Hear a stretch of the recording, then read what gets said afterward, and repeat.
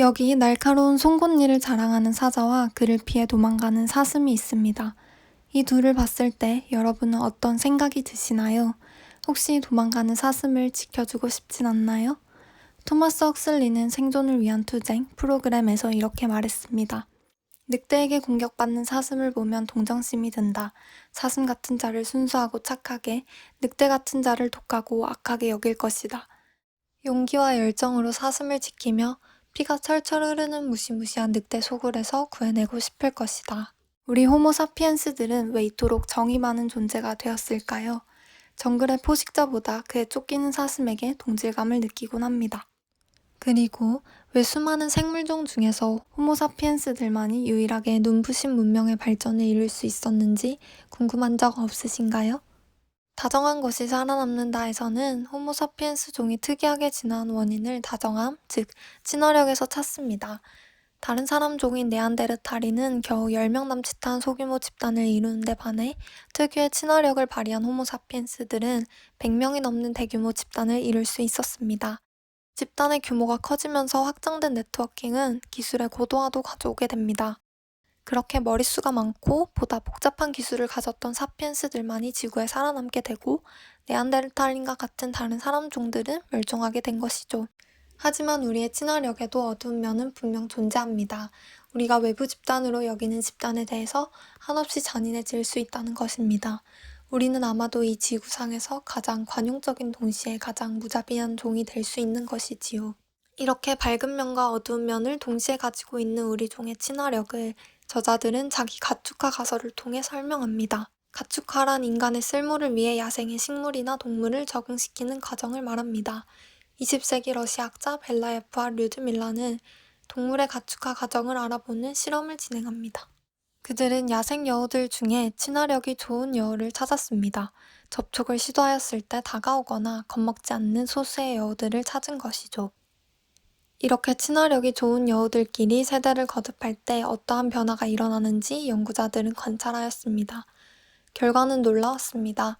친화력 인위 선택으로 탄생한 여우들은 주둥이가 짧아지고 송곳니가 작아지는 등 신체적 변화를 보일 뿐만 아니라 포식성과 호전성의 감소와 연관된 신경전달 물질 세로토닌이 야생의 보통 여우들보다 5배 많았던 것이죠. 무엇보다 놀라운 것은 친화력이 있는 여우들은 사람의 손짓을 이해할 수 있었습니다. 사람의 손짓을 이해하는 능력이 있다는 것은 무엇을 뜻할까요? 이 능력이 있는 대표적인 동물은 바로 개입니다. 개는 아주 먼 옛날부터 인류와 밀접한 동반관계를 맺어왔습니다. 눈앞에 2개의 컵이 있고 한쪽에만 먹이가 있을 때 개는 사람의 손이 가리키는 방향에서 먹이를 찾을 줄 압니다. 이 능력은 사실 아무 동물이나 가진 능력은 아닌데요. 우리와 유전적으로 매우 유사하다고 알려진 침팬지는 사람의 선의를 이해하지 못합니다. 손짓에 담겨져 있는 그를 도와주려는 의도를 믿지 못하는 거죠. 침팬지는 아무리 먹이가 있는 컵을 알려줘도 자기 마음대로 컵을 골라 먹이를 얻는데 실패합니다. 학자들은 개가 이러한 능력을 갖게 된 이유를 스스로 가축화했다는 가설로 설명합니다. 개의 조상인 늑대들 중에 먹이가 풍부한 사람의 마을로 다가올 수 있었던 친화력 좋은 늑대들이 마을 주변에 또 다른 친화력 있는 늑대들과 짝짓기 하여 세대를 거듭한 결과 개가 탄생했다는 것이지요. 개는 스스로 가축화한 것입니다.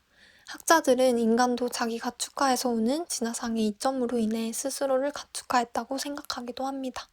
심리학에는 마음이론이라는 중요한 개념이 있습니다. 마음이론이란 타인에게도 마음이 있음을 알고 그 마음에 대한 가설을 세울 줄 아는 능력을 말합니다.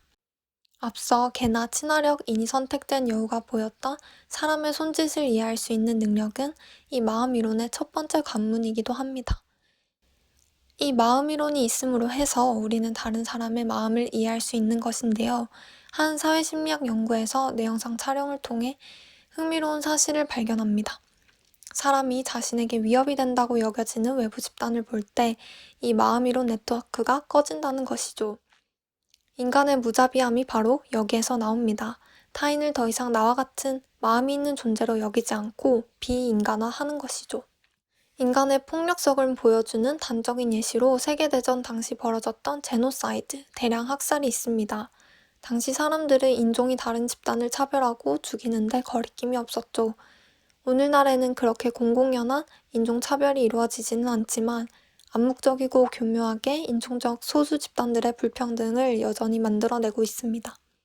저자들은 이렇듯 타 집단 비인간으로부터 오는 전쟁, 인종차별 등의 문제에 대한 해결책으로 접촉을 제시합니다. 여러분, 옛날 나치 시대에 목숨 걸고 유대인을 도왔던 사람들의 공통점을 아시나요? 그들이 목숨을 걸고 그런 행동을 할 수 있었던 건 특별히 신앙심이 깊거나 용감하거나 체제 반항적이어서가 아니라 깊은 마음을 나눈 유대인 친구가 있었기 때문이라고 합니다. 그러니까 접촉이라는 해결책은 달리 말해 우정이라고 부를 수도 있습니다. 실제로 흑인 친구와 룸메이트였던 경험이 있는 사람들은 그들에 대해 훨씬 호의적인 태도를 형성하게 된다는 연구 결과가 있습니다. 가상인물과의 접촉도 큰 힘을 실어줄 수 있는데요. 소설 톰아저씨의 오두막이 노예제 폐지 운동의 전환점이 된 것을 떠올려 볼 수 있습니다. 저자들은 2016년에 이 책의 초고를 완성했지만 절반을 덜어내고 책을 더 보완해야 했습니다. 바로 트럼프 미국 대통령이 당선된 사건 때문인데요. 책의 후반부에서 그와 관련하여 추가 보완된 현실의 정치와 사회에 대한 내용이 다뤄집니다. 민주주의와 지도자의 덕목에 대해서도 함께 고민해 볼 수 있어 좋았습니다. 다정한 것이 살아남는 나는 이처럼 심리학, 생물학, 사회, 정치, 건축 등등 인간에 대한 폭넓은 논의를 제공하는데요.